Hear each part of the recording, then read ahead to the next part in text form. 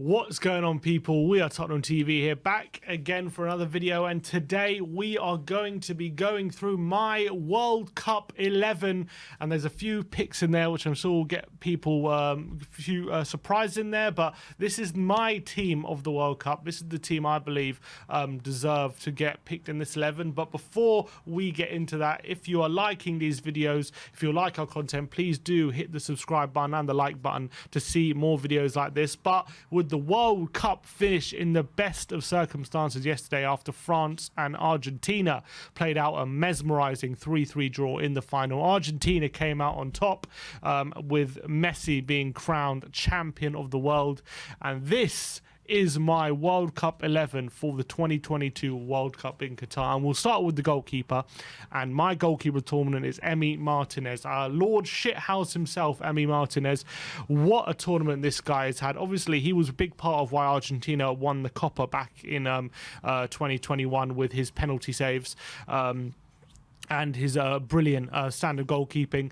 Well, he followed that up in this World Cup of 2022, and in the Netherlands in the quarterfinal, he got into the players' heads and made some crucial saves in that shootout to get Argentina through. And in the final, making a one save from Kingsley Coman, and obviously getting in Tchouaméni's head as well, making crucial saves throughout the game. Not to forget the one in the 120th minute when Mwani's strong goal, and he sticks out a leg and somehow keeps it out. What a brilliant moment that was for Emi Martinez, and he has really taken on Argentina from strength to strength ever since he has become #1 for Argentina. So he got goalkeeper of the tournament officially, and he's my goalkeeper of the tournament as well. Shout outs to Livakovic and Bono, who had solid tournaments for them, but Emi Martinez gets my #1 vote.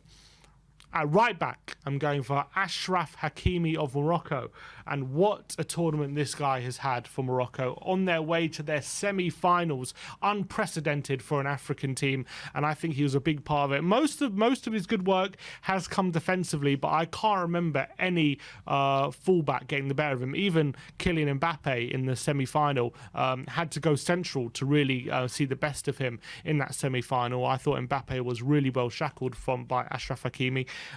No, can't forget that brilliant performance against Portugal in the quarterfinals as well. And throughout the whole tournament, he was a bastion of consistency. Not known for his defensive work, but he really was top defensively for Morocco in this tournament, and as well supported the attack when need be. And I thought he was stellar. What a tournament he's had. So Achraf Hakimi goes into right back. Centre back, the first one I'm going to mention is Cuti Romero. Who else? What a tournament he has had. Pretty poor in the first game against Saudi Arabia, and he actually had to come out in the second game against Mexico. Didn't start that game, and you're thinking, did Cuti Romero, was he rushed back for this tournament? Was he asked to come back too quickly?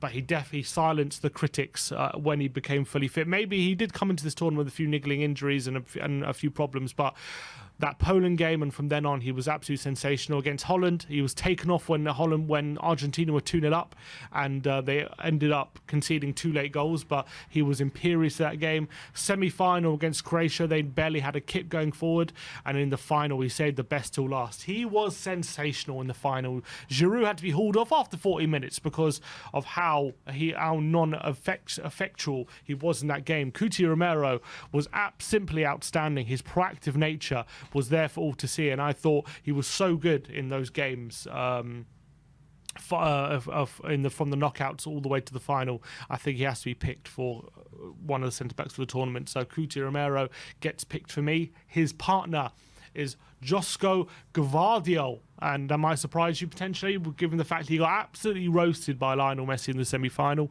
But I think that was one blot in what was an otherwise stellar tournament for Josko Gvardiol. Don't forget what a performance he put against Brazil in the quarterfinals in that 1-1 draw, which they took on penalties. He was absolutely amazing in that game. Pretty much, I wouldn't say a one-man defence, but he was so composed for a 20-year-old in his first World Cup. The way he performed in that game against a barrage of attacks, he was simply sensational. I think his ability to play out the back as well, run into midfield and become another member of the midfield, and his composure he showed was second to none. And I'm not going to let that one moment against Messi, which by and large, to be honest, even that one moment against Messi, he actually defended pretty well, but Messi, you know, sometimes can pull things out of the bag, and I think he did as best you can against the best player ever to play the game. But I think throughout the tournament, he was absolutely phenomenal, Josko Gvardiol, so he goes into my other centre-back. And left-back, I am going for Ivan Perisic, and maybe people are saying, look, Sim, he played left wing, you can't put him at left back, and maybe I'm taking a few liberties putting him at left back, but he did play left back in the latter stages against Argentina in the semi-final. He did play left back against Croatia in the third place playoff, so he's going to go into my left back spot, and there's not really a standout left back, and he does play left wing back for Tottenham, so I'm putting him in there. You can argue whatever you want, he's going in my left back spot. I thought he's had a brilliant tournament for Croatia, 3 assists throughout the tournament and a goal. I thought he was giving fullbacks no end of problems on the left wing. His crossing was fantastic throughout the tournament. And I thought he had a fantastic tournament again for Croatia. Always steps up in these big tournaments. No one over the last 3 World Cups has more goal contributions except for Lionel Messi than Ivan Perisic. And I thought he was consistently Croatia's biggest threat in the forward line, considering Kramaric and Pasalic weren't really doing much, and it was a lot of the burden was on Perisic, and I thought he fulfilled it pretty well. Defensively as well, I thought he was doing quite well with his tackles and tracking back and being the extra man, never letting his fullback combat wingers 1-on-1v1 in Borna Sosa. So Perisic is my left back of the tournament. In midfield, first century midfielder, we're going for Luka Modric, the 37-year-old. What a stellar tournament this man has had at 37 years of age. Can you believe that he's still playing at the top of his game? He's just won a league and Champions League double with Real Madrid, and he made it to the final of the World Cup in 2018, and now he's made it to the semi-final at 37 years of age, and I thought he was Croatia's best midfielder in the semi-final against Argentina. Argentina were the better team, but Modric was a level above everyone on that, everyone in the midfield on that pitch for me. I thought he's still so silky as ever, as classy as ever, Luka Modric, and he's still able to run games even at his age. I can't quite believe he's been that good, considering. And I think now, with this performance at this World Cup, I believe he's got a very good case to say he's the best centre midfielder of all time.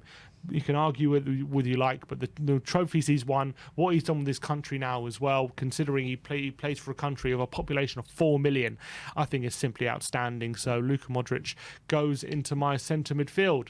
Next up, Sofian Amrabat of Morocco. He is my second centre midfielder of the tournament.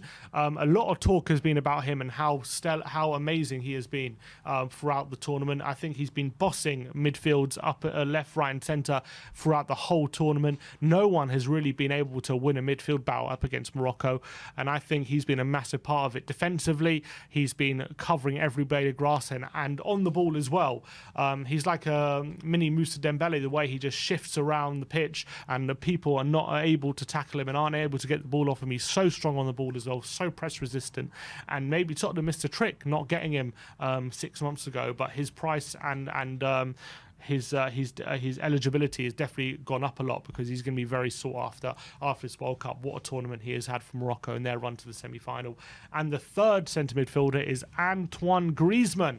And he, not used to be playing in central midfield for his club, usually a attacking midfielder or even a striker or winger a lot of the time. But Didier Deschamps has seen something that no one else has seen, and he's played him in a deep-lying defensive midfield kind of role. And he has been absolutely phenomenal. The amount of times you see him in his own penalty area defending is quite sensational, and that isn't taking away from his attacking ability. Still didn't score too many goals, but laid on 19 assists, chances created, and 3 assists throughout the tournament as well, so still as creative as ever, but he was able to add that defensive stillness to his play as well, and something that no one really saw in this tournament and saw it coming. So what a tournament Antoine Griezmann has had, and I think he deserves recognition for his different role that Deschamps has played him in. So he goes into centre midfield. Now the front three, you would think they pick themselves, but we'll go for number on the right.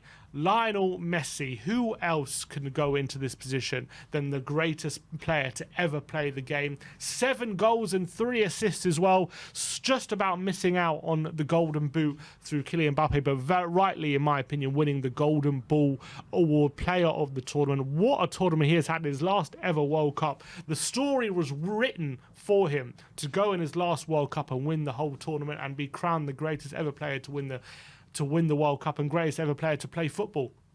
And I think he did just that. He answered everyone's dreams in this World Cup. I know 4 of his 7 goals were penalties, but the 3 goals he did score, especially against Australia and Mexico, absolutely fantastic. Predatory instincts against France in the final to tap home, but his penalties were absolutely fantastic. He even had a chance to miss a penalty against Poland as well, and still end up with 7 goals throughout the tournament. But I think the real magic came with his assists. I think 2 of the best assists, not even in a World Cup I've ever seen.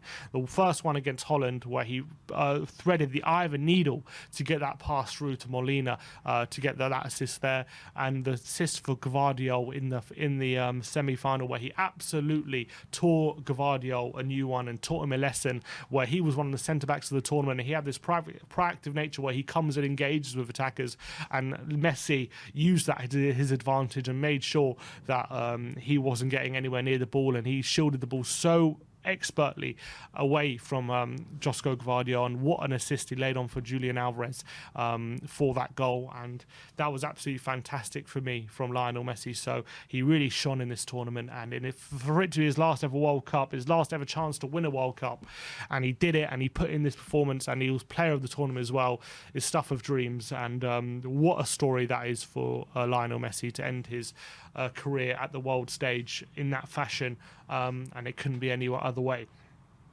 On the left wing, we are going for none other than the Golden Boot winner, Kylian Mbappé. Of course, he has to make the team, and he was absolutely sensational throughout the tournament. Had a bit of a dip in the quarters and the semis where he wasn't as effective, especially against England, where he was pretty ineffectual.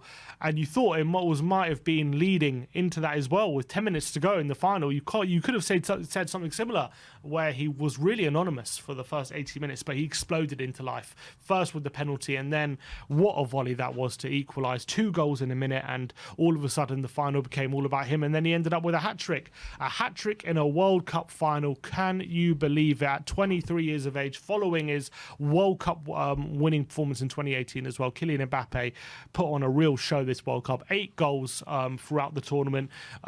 He was absolute star. He's obviously the heir to the throne of Ronaldo and Messi for best player in the world, and I think he showed it in this World Cup, why everyone raves about him so much. Stepping up in the big games, to get a hat-trick in the final was something special, and unbelievable World Cup. He has had 8 goals throughout the tournament, so he obviously goes in at left wing.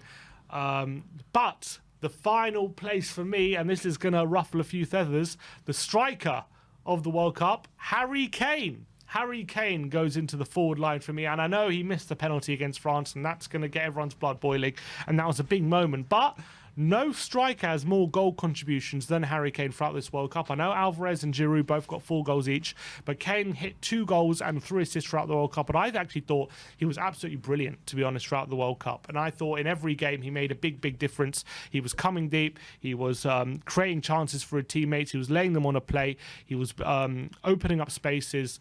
He was knitting things together. He was the hub of the England attack. I don't think England's attack was as effective without Harry Kane.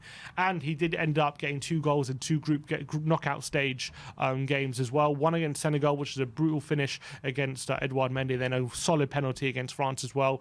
Obviously, that penalty miss is going to sour his performance at the World Cup. But I did think against France, I thought he was brilliant throughout the game as well, and he was unlucky not to be on the winning side. And I thought throughout the tournament, I don't think a striker had as big of impact in their team's overall performance than Harry Kane did, despite the fact that he only got 2 goals in the tournament, but he was 3rd in the whole of the World Cup for goal contribution. So despite what people say about Harry Kane, he is my striker of the World Cup. Obviously, shout-outs to Julian Alvarez and Olivier Giroud, who were obviously fantastic throughout the tournament. And Richarlison as well ended up with 3 goals. But That is my team of the World Cup. Let's run through it one more time for you guys at home. It's Emi Martinez in goal, Achraf Hakimi, Cuti Romero, Josko Gvardiol and Ivan Perisic in the defence.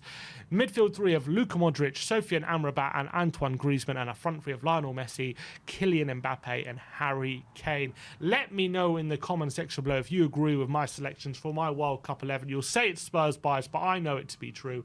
Let me know in the comment section below what you guys think. Like and subscribe if you're liking the content, and as always, come on you Spurs.